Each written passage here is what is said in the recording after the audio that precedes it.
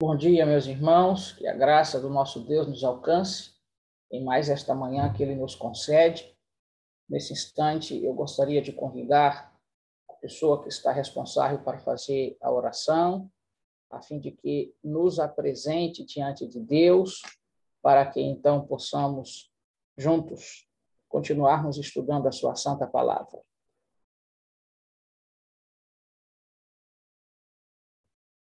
Bom dia a todos. Bom dia. Está me escutando, né, pastor, direitinho? Sim. Oremos, então. Pai Santo, Pai querido, eterno Deus, te agradecemos, Senhor, pelo privilégio de podermos amanhecer mais um dia vivos, pela nossa família, ó Deus, por esse culto maravilhoso, ó Deus, que o Senhor nos concede cada manhã.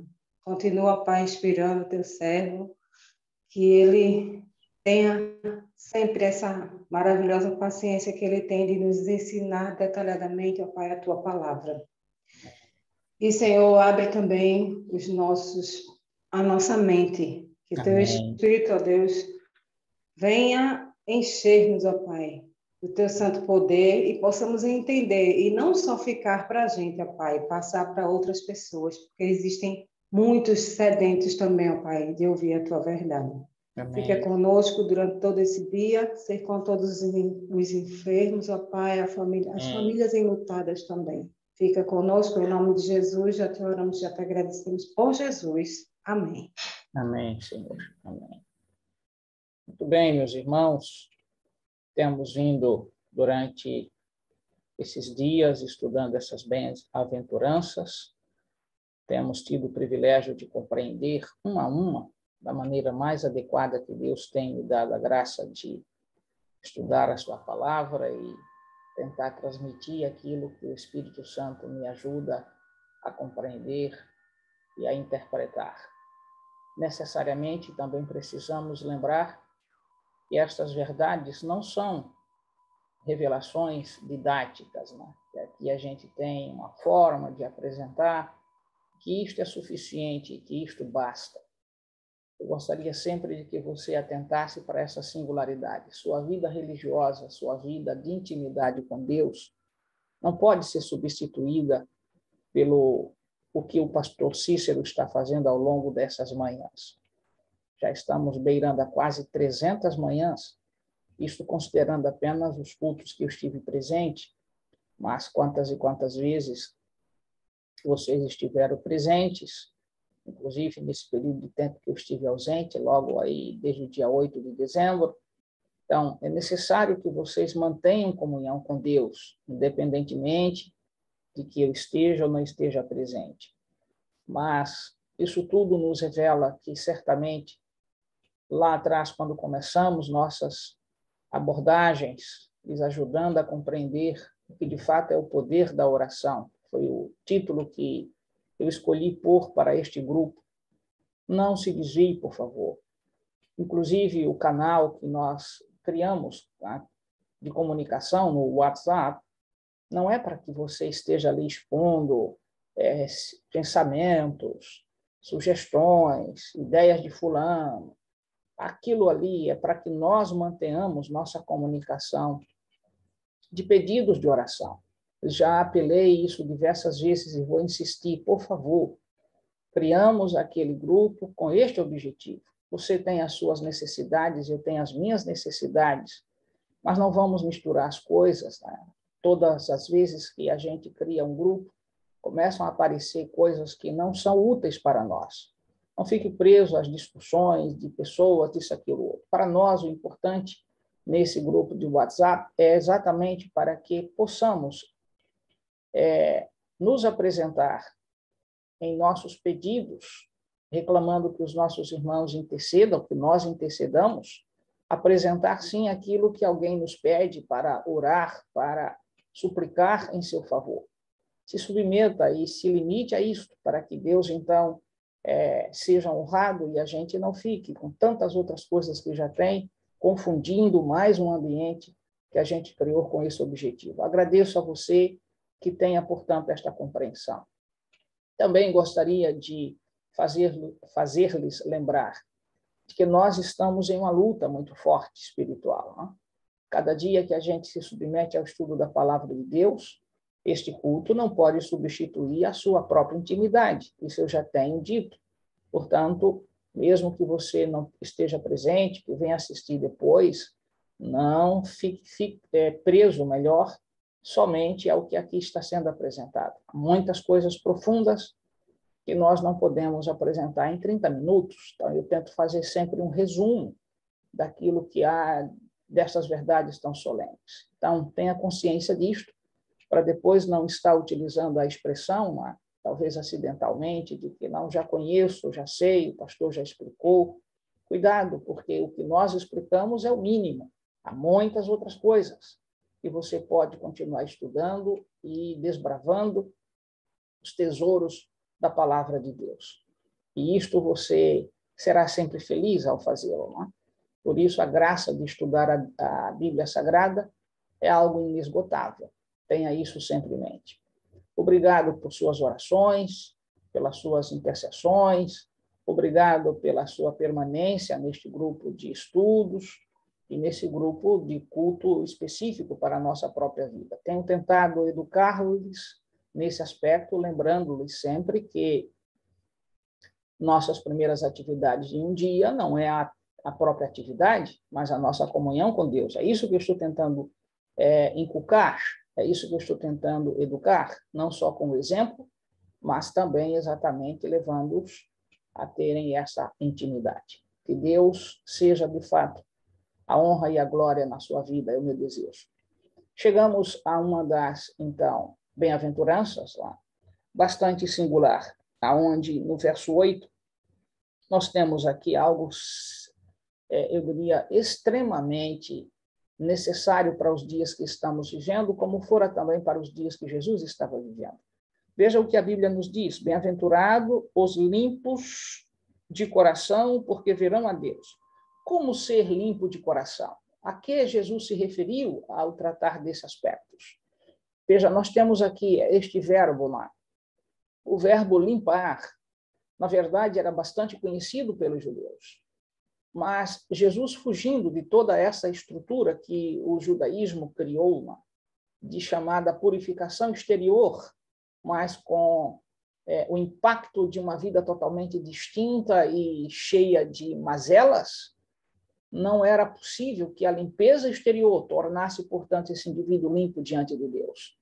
Então, o que o Senhor está dizendo, em outras palavras, que não adianta o vexame que alguns, então, terão de passar, de acharem que o fato de uma roupa nova, de bom perfume, seja ele de qual que seja a marca, de cabelos penteados, de uma boa performance, nada disto vai, então, nos apresentar diante de Deus como uma pessoa limpa. Limpeza a que Jesus se refere não tem a ver com as cerimônias criadas pelo judaísmo, as chamadas cerimônias de lavagem do exterior e a alma.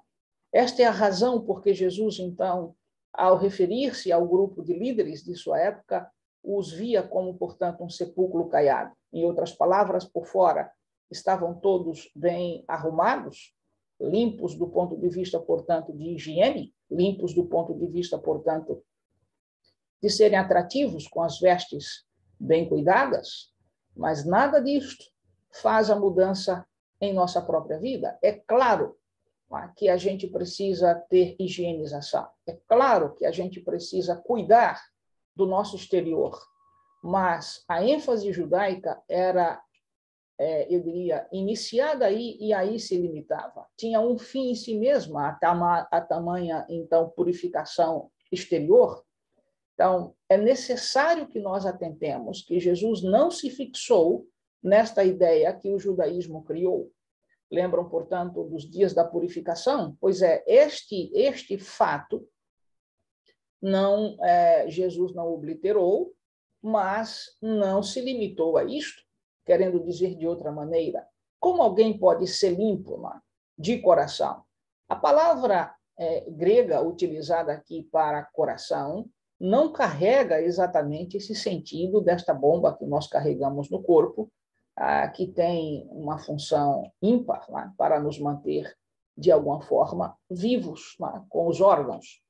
Então, é preciso que você se lembre que coração, dentro do contexto bíblico, sempre carrega o sentido de juízo, de tino, né, eu diria, de tirocínio, de consciência.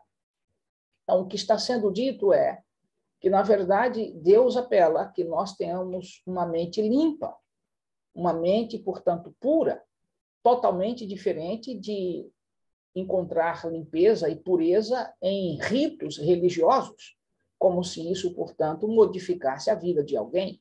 Não é assim que ocorre, não modifica. Então, bem-aventurados os, então, limpos de coração, e agora veja a conclusão, porque verão a Deus. Então, para que nós tenhamos o consequente, que é ver a Deus, nós precisamos passar por uma fase, portanto, de purificação. E essa fase, e reitero, é uma fase porque ela não tem conclusão em si mesma. É uma obra contínua, presente sempre do Espírito de Deus, fazendo com que a nossa vida se aproxime das verdades celestiais, pelo que o próprio Espírito põe em nós. Então, limpeza aqui vai além dos aspectos, portanto, de pensamentos inadequados. E, na verdade, os judeus eram, então, bastante, eu diria, meticulosos, bastante estritos nesses aspectos, então, de limpeza exterior. Mas, quando você olha a Bíblia Sagrada, percebe que tais regrinhas eram, portanto, extremamente pesadas para o povo. E diante daqueles que não tinham condições de praticar o que este grupo seleto praticava, eles, então, se viam distanciados, faziam o que a gente chama de acepção de pessoas, separação, via os outros como impuros e eles como puros. Você se lembra, portanto, do encontro entre o fariseu e o publicano? No texto lá de Lucas. Portanto, você deve se lembrar que quem fala contra o publicano é o próprio fariseu, se vendo como que totalmente distinto, separado.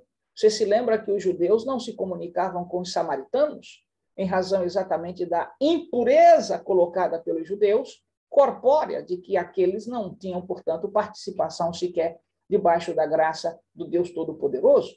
E eles se viam também como uma nação totalmente distinta, separada de todos. E a separação era tão, eu diria, extremada, que as pessoas, de fato, não tinham acesso. Então, esse tipo de compostura não leva ninguém, portanto, a estar puro diante de Deus.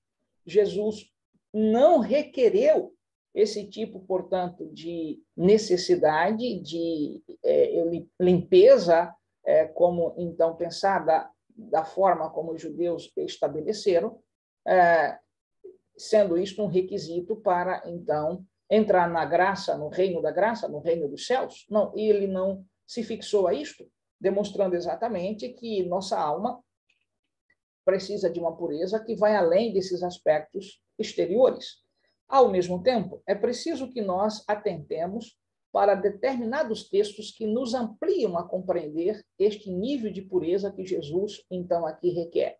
Bem-aventurados os limpos de coração, bem-aventurados os limpos de mente, de consciência. O tirocínio está na direção daquilo que, então, Deus estabelece, e não naquilo que os homens estabelecem. E eu quero fazer um paralelo daqui a pouco entre esses aspectos e o torpor, a falta de, o que a gente poderia, então, de senso, a falta de, muitas vezes, o que a gente chama de nobreza, de estar sóbrio diante de Deus por toda a intoxicação que o pecado traz.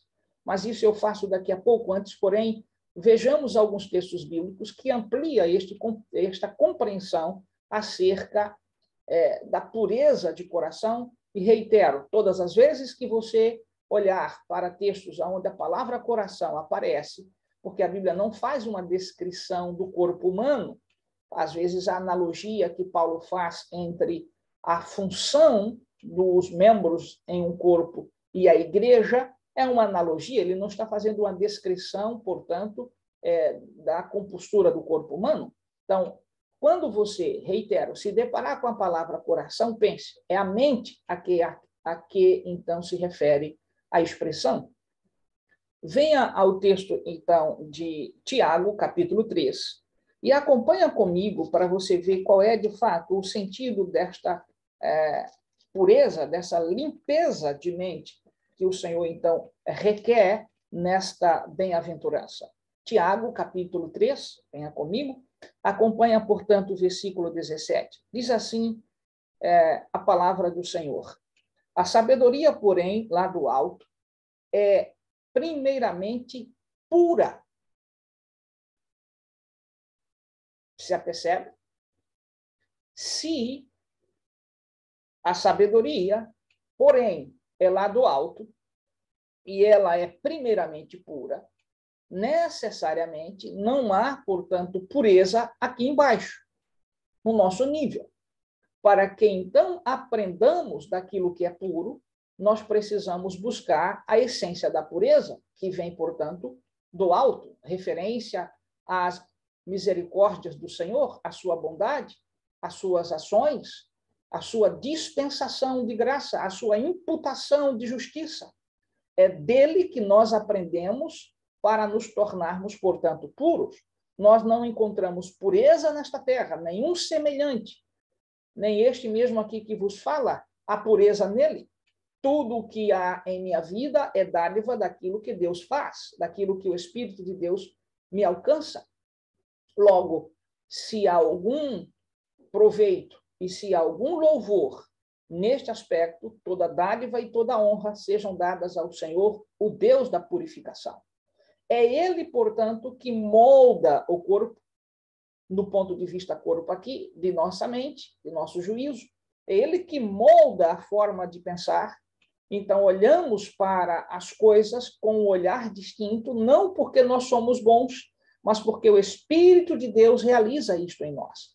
Logo, observe, quando Paulo disse que aquilo que queria realizar não conseguia fazê-lo, esta, então, luta tremenda, venha comigo, portanto, para o texto de Romanos, capítulo, então, 6, e aí a gente vai entender esse desafio, porque exatamente há uma, eu diria, há uma guerra entre a pureza do céu e a impureza da terra, ou a pseudo-pureza da terra, ofertada pelo arqui-inimigo, que nada de pureza tem. E eu quero te mostrar que quando nossos pensamentos se fixam nas coisas que são postas desta terra, impossível a gente compreender as coisas celestiais.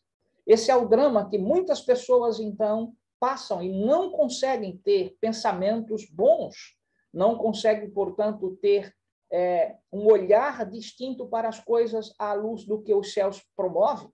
Há pessoas que têm uma mente muito afetada pelo pecado, seus pensamentos são ruins, sua forma de falar é impura, as palavras de baixo calão, as expressões, portanto, eu diria, de desníveis sociais, do ponto de vista de uma moralidade, de uma cultura que não seja agressiva com as falas, com, eu diria, as expressões que às vezes são bastante desnudas, desprovidas de os nossos ouvidos escutarem e não serem afetados por uma linguagem que totalmente desprovida da graça do Espírito de Deus. Veja o que Paulo, portanto, passa em sua luta nesse aspecto. Romanos capítulo 6, versículos, então, 14 ao 16. Venha comigo mais perto da Bíblia, por favor.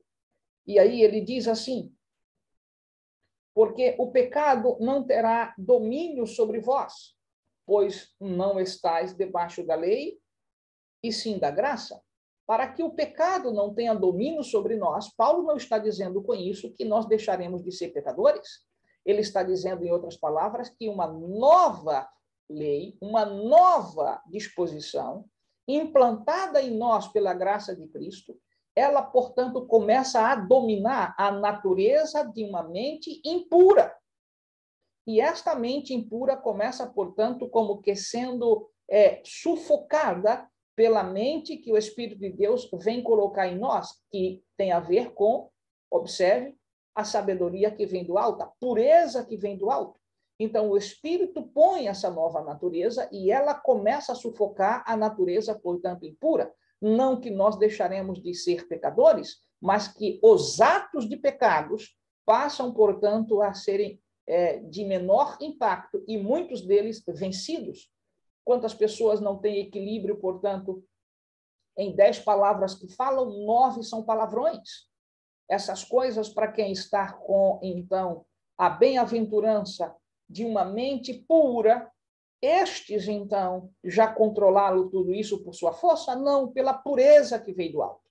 Pela graça do Espírito Santo, de não nos permitir estar com a boca como que, então, cheia de um vulcão de larvas ardentes e destrutivas, com expressões de baixo calão, de baixo nível. Isso não faz parte de quem, de fato, está sendo guiado pelo Espírito. E aí, você se apercebe quem está e quem não está. Quando alguém começa com a sua boca a expressar determinadas coisas, seja em nível, eu diria, baixo de sexualidade, seja em nível, portanto, dessa linguagem chula e barata que os homens aprendem no salão da sujeira de Lúcifer. Esta pessoa não pode ter aprendido do alto. Ela não está, então, como uma bem-aventurada, com uma mente que esteja pura. E aí Paulo diz, porque o pecado não terá domínio sobre vós.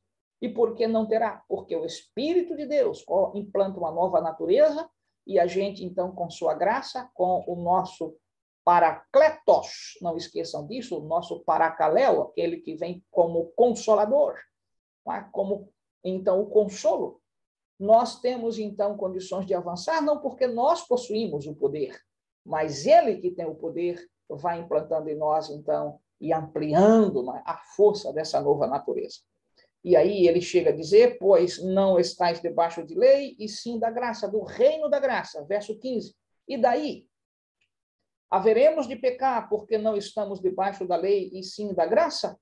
Resposta, de modo nenhum. Versículo 16 conclui, não sabeis que daquele a quem vos ofereceis como servos para a obediência, desse mesmo a quem obedeceis, sois servos, seja do pecado para a morte ou da obediência para a justiça. Percebe? Então, de quem nós somos servos? Nós não decidimos aceitar Jesus para continuar com a nossa vidinha porca de outrora, cheia, então, de pensamentos impuros. Olhamos para as coisas sempre com a intenção de tirar vantagens. Esta pessoa não está diante, então, da misericórdia do Senhor, porque ele ainda não compreendeu que pureza não tem a ver, portanto, com esquemas. Pureza tem a ver com algo que vem do céu para aquele que aceitou viver debaixo da graça. Esta é a mesma situação que Paulo apresenta no capítulo 8, versículos, então, 14 ao 17. Venha comigo mais perto da Bíblia. Veja o que ele diz aqui. Pois todos que são guiados pelo Espírito de Deus são filhos de Deus. Guiados pelo Espírito, não guiado pela força humana, não guiado pela presença de Lúcifer. E aí ele continua e diz, porque não recebestes o espírito de escravidão para viverdes outra vez atemorizados, mas recebestes o espírito de adoção, baseados no qual clamamos, Abba, Pai. Verso 16, concluímos, o próprio Espírito testifica com o nosso espírito que somos filhos de Deus. Isto é a mudança operada pelo nosso amigo Espírito Santo. E aí, quando a gente chega, portanto, a 1 João, capítulo 1, capítulo 1, versículo... capítulo 1, 1 João, capítulo 3, versículos, então, 20 e 21. Observa como João diz aqui, reitero, na 1 João, capítulo 3, versículos 20 e 21, mais perto da Bíblia, por favor. Olha o que ele diz, em particular, sobre esta verdade tão solene. Pois, se o nosso coração, observe, se a nossa mente nos acusar, porque quem acusa não é coração, é a nossa mente, certamente, Deus é maior do que o nosso coração, Deus é maior do que a nossa mente. E conhece todas as coisas. Vamos entender? Para que eu seja bem-aventurado, com um coração puro, para poder, então, ver a Deus, Eu necessito que o Espírito Santo me guie. Tu necessitas igualmente. E agora veja o detalhe. Se, então, nossa mente nos acusa de algo que está contrário à vontade de Deus, essa acusação está apresentada em nossa mente em razão da natureza imposta pelo Senhor ou implantada pelo Senhor em nós, que é a natureza com as características destas verdades solenes para aqueles que vão aos céus, que entraram no reino do Senhor, no reino da graça. E aí, veja, quando há um conflito, que é este momento que a acusação na mente aparece, nós temos de entender que, além de nossa acusação, do que está doendo em nossa mente pela besteira que fizemos, nós temos um Deus que é maior do que isto.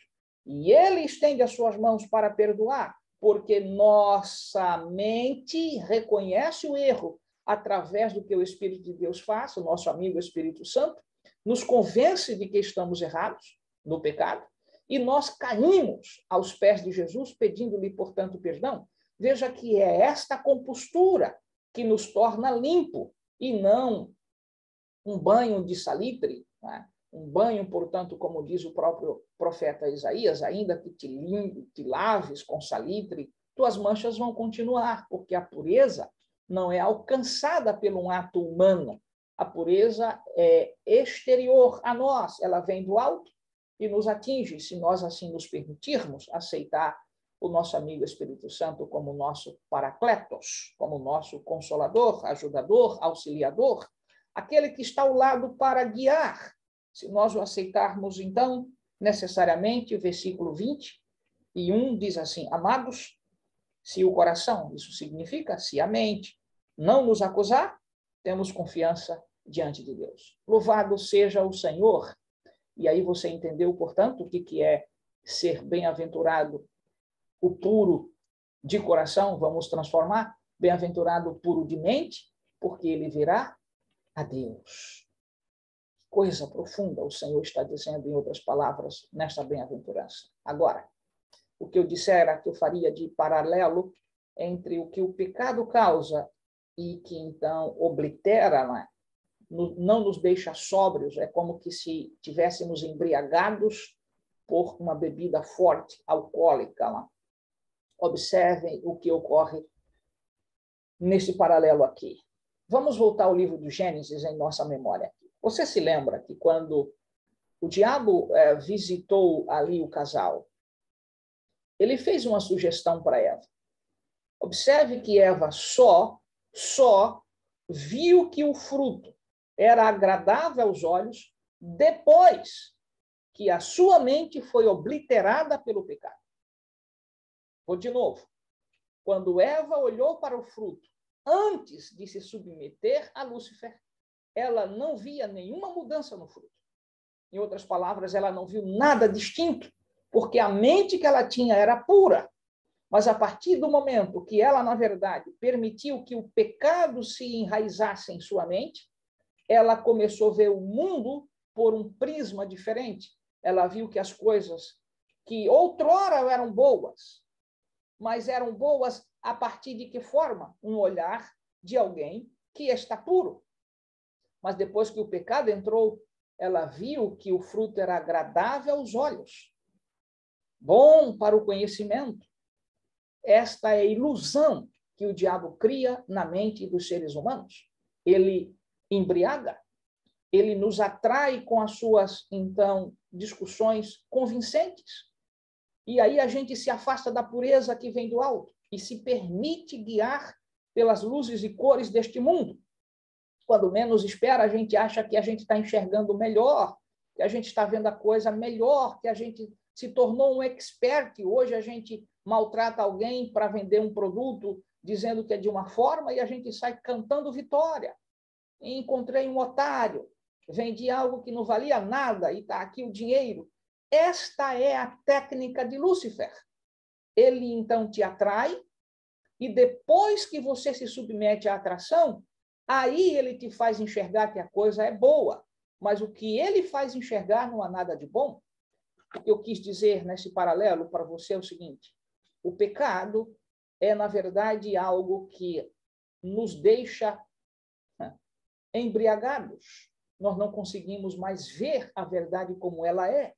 E aí achamos que é comum mentir, roubar, adulterar, ter palavras de baixo calão, estar num grupinho e soltar, portanto, todo tipo de linguagem chula, barata, sem nenhum tipo de valor moral.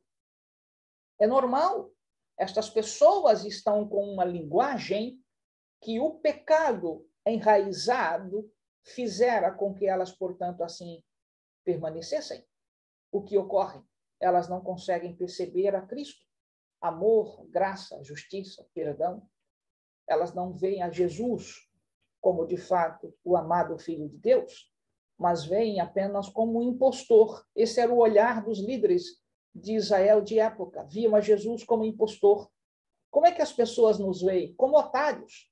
Quando nós, então, amamos os nossos semelhantes, ajudamos a quem precisa de ajuda, nos comportamos de maneira, portanto, digna, sem querer estar trazendo inimizades, eu diria discórdias, sem violência, como as pessoas nos veem? Como otárias, como pessoas, então, impuras. Mas como os céus nos veem? Puros. E aí é esta pureza que nós podemos desfrutar do aqui e agora, de que é bem-aventurado aquele que é puro de coração, puro de mente, porque este pode ver a Deus. Nós podemos ver a Deus porque nós vemos a sua bondade, a sua misericórdia, a sua graça, a sua justiça, o seu perdão. Porque a mente está sendo educada, modificada. Então, nós encontramos a pureza, não é a pureza que nos encontra, quando nós nos permitimos que o Senhor, então, nos toque. E aí as coisas deste mundo nós começamos a detestar. Estamos diante de alguém que começa a soltar palavrões, palavras de baixo calão, palavras de expressões de sexuais bastante chulas, não pode olhar para uma mulher para não ter intenção impura no coração, concupiscência da carne, concupiscência dos olhos. Esta pessoa não pode ver a Deus, porque antes, para ver a Deus, é preciso pureza. Eva via Deus no momento que o Senhor a visitava enquanto estava pura, mas quando se submeteu ao pecado, não houve mais condições de ver a Deus, temeu ao Senhor, escondeu-se de sua face. Você entende o paralelo? Amigo, irmão, nós precisamos cada dia nos aproximar de Jesus para que esta pureza vá dominando completamente as ações, as palavras, os nossos, então, afazeres, sejam exatamente carregados da presença do nosso amigo Espírito Santo e as pessoas se apercebam que nós não fazemos parte da bagunça que o mundo está. São estes que podem, de fato, ver a Deus. Aqui, agora e no futuro, quando ele, então, aqui voltar em glória e majestade. Se, de um lado, os que estão puros de coração verão a Deus, os que estão com o coração impuro vão clamar a rocha que esconda da face daquele que está sentado no trono e da ira do Cordeiro. E aí você se pergunta, dois grupos, os puros e os impuros. Que Deus te abençoe. Aí está no grupo dos puros, que virão a Deus, agora, numa vida distinta, e no futuro, visivelmente, como diz, então, Apocalipse, capítulo 1, versículo 7. Virão a Deus lá, quando Jesus voltar. Vem com as nuvens dos céus e todo olho verá. Aqueles que são puros de coração verão a Deus. Que o Senhor te abençoe, te dê um dia de conforto nesta certeza que a palavra de Deus nos apresenta. De que somente serão felizes, Macário, é aquele que de fato for puro de coração para poder ver a Deus. Que o Senhor te abençoe, é o meu desejo, igualmente a minha prece. Vamos orar. Querido Deus e amado Pai, que a tua mão continue sobre nós, que o nosso amigo Espírito Santo nos eduque a cada manhã, nos purifique, Senhor, para que tenhamos pensamentos, nossos atos, nossas palavras sejam condizentes com a pureza do céu. Obrigado pelo privilégio de poder conhecer esta verdade tão solene diante de um mundo com gente cheia de malandragem, em todos os aspectos, Senhor. A cultura do mundo se tornou a cultura de Lúcifer, e nós não podemos viver debaixo dessas regras impuras. Obrigado pelo teu chamado nesta manhã para termos, então, uma mente pura, com o privilégio de, no futuro, ver-te face a face. Obrigado, porque assim podemos caminhar diante de tudo aquilo que o nosso amigo tem introjetado em nossa mente.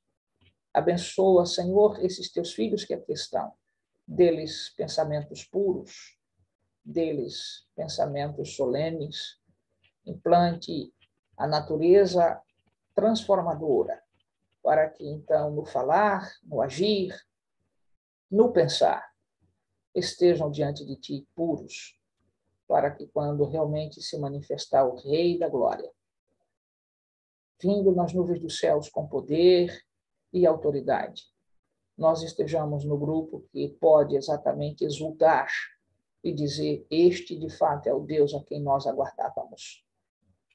Tira-nos, Senhor, toda impureza de mente.